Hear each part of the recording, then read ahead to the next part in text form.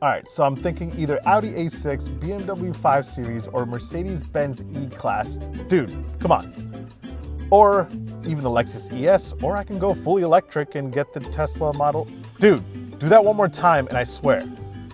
Or I could get the Model S, which is also pretty nice. All right, now that I've kicked my friend out of the car and I've jumped into the driver's seat, my name is Omar and this is the 2022 Genesis G80 Sport.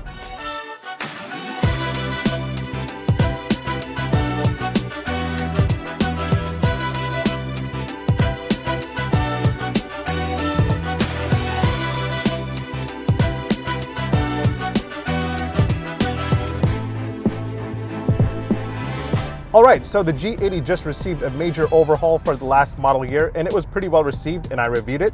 And honestly, I'd like to take this moment and really apologize for how angry I looked in that video. I don't know what was wrong with me. I used to really suck at this YouTube thing, but I think now I'm getting a little bit better. But yeah, in my last video of the G80, I was very much impressed by it, and I still am. This is an outstanding luxury sedan. Is it as good as the Audi A6, the BMW 5 Series, and the Mercedes-Benz E-Class? Yes, it's right up there with them. The only thing that was really holding the G80 back from going head-to-head with those legends was that the more powerful 3.5 model wasn't sport enough. And not sport in terms of power, sport in terms of handling, the suspension, the overall drive. Well, for 2022, we have a new sport model that joins the lineup. You still have the 375 horsepower twin-turbo V6 under the hood, which is the same as last year. So, what's so sporty about it? Let's take a look. The Sport will give you more responsive handling and a G80 that is more dynamic in its personality. You also get a sport-tuned electronically controlled suspension.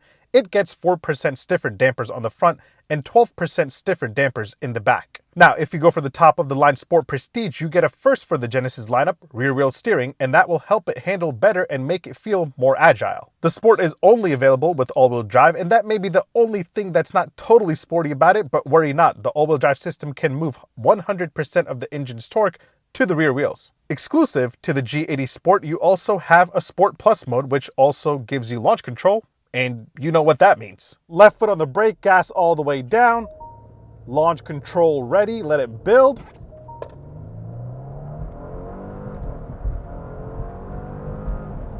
Not bad at all. Not bad, but not terribly exciting either. 0 to 60 still comes in the 4.95 second range, so it's not quicker, it just feels more dynamic. When you're in Sport Plus mode, the engine revs a little bit higher, the steering wheel gets heavier, and you have a true manual mode that won't automatically upshift you when you're pushing it. That's awesome. The shifts are quick, but not as quick as I would like them to be. So those changes make this overall a more athletic G80, but it's still not as athletic as the Audi S6 or the BMW 540i. But it is well beyond what any other luxury brand has to offer you. I'm talking to you, Lexus ES. Come on, give me something cool. So yes, the G80 is now sharper and a little bit stiffer, and it will offer those that are looking for a more exciting G80 something to smile about. Yes, it still isn't as exciting as an Audi S6 or a BMW 540i, but it's as exciting as you're gonna get without going for those two. Oh, and since this is a sport, let's listen to that exhaust sound.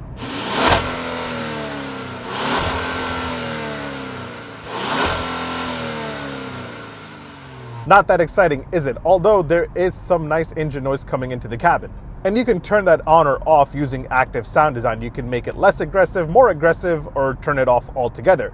Now let's talk about the exterior design, because I think this is where the G80 really outshines its rivals. Go ahead and get mad at me, but to me, this is the most exciting looking option in this segment. In my opinion, this looks better than the Audi A6, the BMW 5 Series, the Mercedes-Benz E-Class, all of them. For 2022, the Sport trim gets some improvements to make it look more muscular. You have a reworked wing-shaped lower bumper. I think this looks a lot better. The grille and actually most of the trim around the G80 is finished in dark chrome now. The rear end also gets a few tweaks, including a new rear diffuser and a reworked bumper, but nothing too crazy back there. And you can now get 20-inch wheels on the G80 Sport Prestige with either black or red brake calipers. Oh, and by the way, just a quick note, the only colors that won't cost you extra are white and Siberian ice.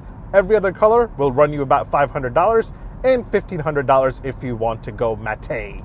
Inside, the G80 is an outstanding place to be. This has got to be one of the most comfortable and one of the most stylish cabins in this segment. The G80 Sport will offer you either beige, black with red stitching, or straight up red like the one I'm in, this one here is obviously the best. And if you get red leather, you have some red buttons. That's cool. Now, the first thing that you'll notice when you get into the G80 Sport is the new 3-spoke steering wheel. Everyone hated the steering from the last gen, which, by the way, is still available on the 2.5 models. I think that's the only steering you can get. But the G80 Sport gets this more modern looking steering wheel. But yeah, this is a really nice and comfortable place to be, and everything is ergonomically laid out. In the back, you get a total of 38.7 inches of legroom, making this one of the most spacious rear seats in the segment. Now, one of the things that I appreciate the most is that the climate controls aren't all tucked away to the infotainment. You do have a screen, but it's a nice hybrid of a display with haptic feedback and some physical buttons. Oh, and by the way, this time around, I realized that you can activate the heated rear seats from right here. No idea why you would want to do that, but you have that option. All right, so how much does the G80 Sport cost? Well, even with all these updates, it's still priced pretty competitively, and the best part is that it comes with a long list of standard features. Let's take a look. Pricing for the base G80 2.5 rear-wheel drive starts at $48,250, and it goes all the way up to $70,000 for the G80 3.5 Sport Prestige all-wheel drive. While the 2.5 G80s are also pretty well equipped, the G80 Sport comes with almost everything as standard. On the outside, you have full LED headlamps and full LED daytime running lights. All G80s also come with these really stylish LED taillights. You also get a panoramic sunroof as standard, which is pretty nice. You have the power smart trunk, so you can pop it open just by having your keys in close proximity. No kicking anything or button pressing going on here. Soft closed doors are also standard, not optional like on most luxury competitors. Hop inside and the Sport gives you standard leather seats. If you want soft and more stylish Nappa leather seats, you'll have to go for the Sport Prestige. Not to mention, you have standard heated and cooled front seats, but you also have standard heated rear seats, and it gets better because you also have a standard heated steering wheel.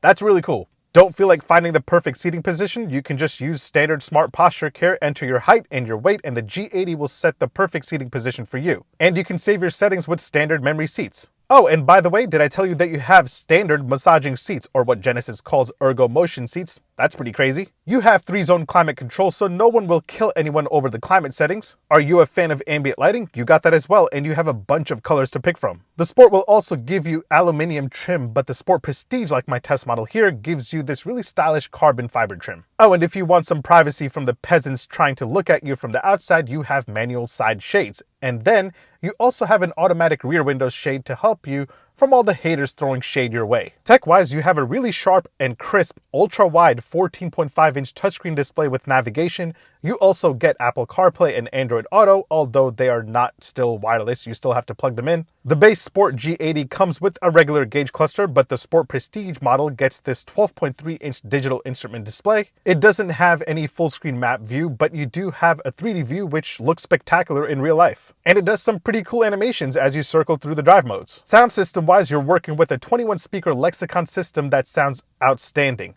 And then all G80 Sport trims come with a wireless charger and a digital key in case you want to be cool and use your smartphone as your key. All right, let's talk safety. You get everything as standard, including adaptive cruise control with machine learning. This thing will actually learn your driving behavior or whatever drive mode you're in and adjust its settings to that. You also have Highway Driving Assist 2, which will help you automatically switch lanes just by you signaling left or right. You have standard blind spot monitoring with cameras in your gauge cluster, which is very, very helpful, and I wish more automakers will do this. And you get a cool surround view camera so you can digitally circle around your G80, because that's the only time I ever use that. Smart Park is also standard on the Sport Prestige. I still have never used this in a real world situation. I wish someone would park super close to me just so I can. A heads-up display is also standard on the Sport Prestige trims, but not on the Sport itself.